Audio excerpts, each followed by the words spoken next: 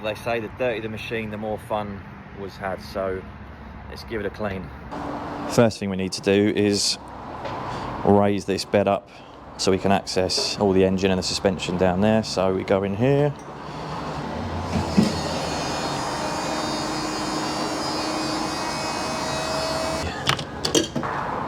Let's start with a jet wash and a bit of shampoo.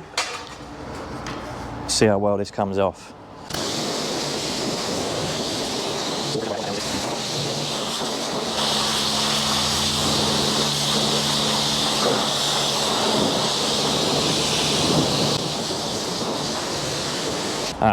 What we forgot to do